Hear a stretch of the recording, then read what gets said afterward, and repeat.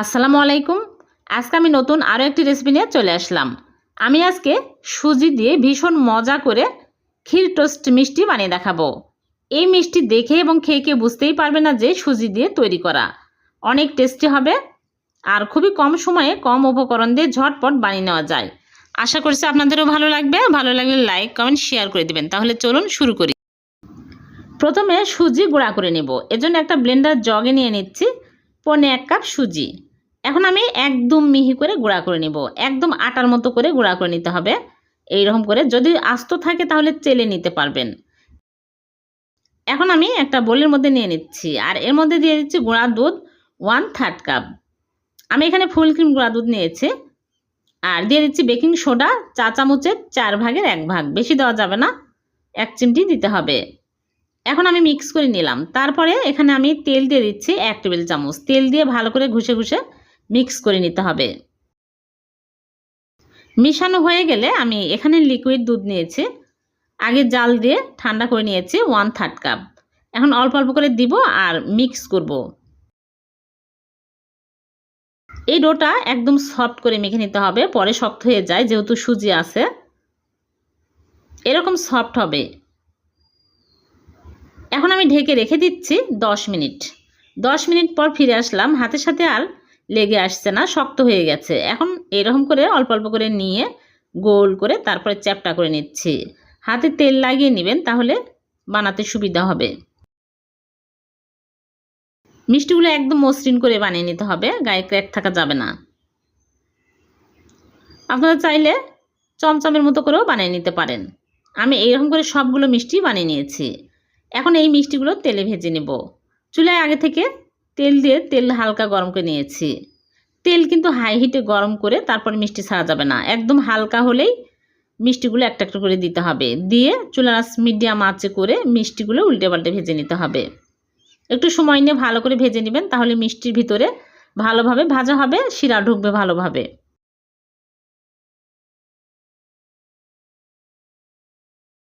এই মিষ্টি খেতে কিন্তু দুর্দান্ত স্বাদের হয়। কম খরচে কম সময় কিন্তু ঝটপট বানিয়ে নেওয়া যায়। খুবই মজার এই মিষ্টিগুলো। আপনাদের পছন্দ অনুযায়ী কালার হলে তুলে নেবেন। দেখুন মিষ্টিগুলো ফুলে বড় বড় হয়ে গেছে আর অনেক সুন্দর কালার আসছে। এখন আমি এই মিষ্টিগুলো তুলে নিচ্ছি।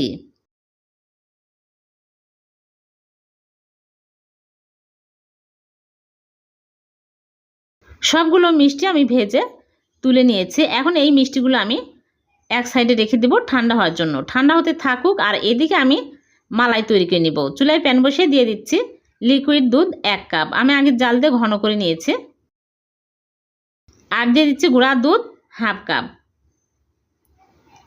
আর দিয়ে দিচ্ছি চিনি 2 চামচ। চিনি কমিয়ে বাড়িয়ে অ্যাড করতে পারবেন, যে যেরকম মিষ্টি পছন্দ করেন। আর মালাই দিয়ে দিচ্ছি 1/2 কাপ। আপনারা যদি চান মালাই না দিতে, তাহলে লিকুইড দুধ বেশি করে ঘন করেও দিতে পারবেন। এখন আমি নেড়েচেড়ে নিব। নেড়েচেড়ে ঘন করে নিতে হবে।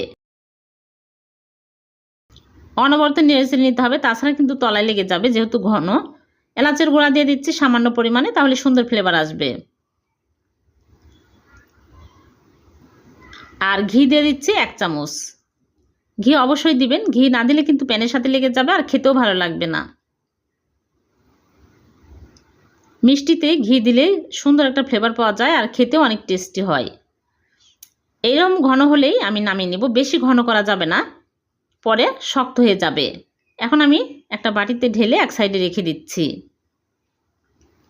এদিকে চিনি শিরা তৈরি করব। চুলায় প্যান বসে দিয়ে দিচ্ছি 1 কাপ চিনি আর পানি দিয়ে দিচ্ছি 1.5 কাপ। আর 2টা এলাচ দিয়ে দিচ্ছি। দিয়ে আমি নেড়েচেড়ে জাল করে বলক তুলে নেব। বেশি জাল করে বলক তুলে ঘন করার প্রয়োজন নাই, জাস্ট একটা বলক উঠলেই মিষ্টিগুলো দিতে হবে। ভালোভাবে বলক চলে আসছে। এখন আমি মিষ্টিগুলো ঠান্ডা হয়ে গেছে দিয়ে দিচ্ছি। গরম মিষ্টি গরম শিরাতে দেওয়া যাবে না, তাহলে মিষ্টিগুলো চুপসে যাবে। এখন আমি মিষ্টি দিয়ে আমি ঢেকে জাল করব 8 মিনিট। মিডিয়াম আঁচে জাল করতে হবে।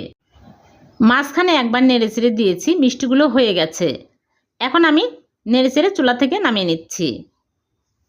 চুলা থেকে নামিয়ে ঢেকে রেখে দিব 2 ঘন্টা। 2 ঘন্টা পর মিষ্টিগুলো আপনাদেরকে দেখাবো। ফিরে আসলাম 2 ঘন্টা পর। দেখুন মিষ্টিগুলো অনেক সুন্দর হয়েছে দেখতে, আর কতটা নরম তুলতুলে হয়েছে। এখন এই মিষ্টিগুলো আমি মাঝখান দিয়ে কেটে নিচ্ছি, 2 ভাগ করে নিচ্ছি। অনেক নরম তুলতুলে হয়েছে, সবগুলো মিষ্টি আমি কেটে নিয়েছি। এখন এই মিষ্টির উপরে যে ক্ষীর বানিয়ে রেখেছে ওই ক্ষীরগুলো দিয়ে দিচ্ছি, পরিমাণ মতো দিয়ে নেবেন। এই ক্ষীর দেওয়ার কারণে মিষ্টিগুলো আরও টেস্টি হবে।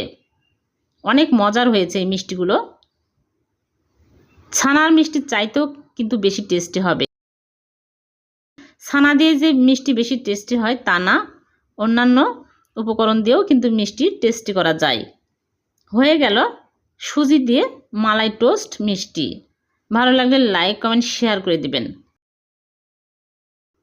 আর এরকম সহজ নতুন নতুন রেসিপি পেতে চ্যানেলটিকে সাবস্ক্রাইব করে চ্যানেলের সাথে থাকবেন। আর পেজ থেকে দেখে থাকলে পেজটিকে ফলো দিয়ে রাখবেন। আবারও দেখা হবে এরকম নতুন কোনো রেসিপিতে। সে পর্যন্ত ভালো থাকবেন। আল্লাহ হাফেজ।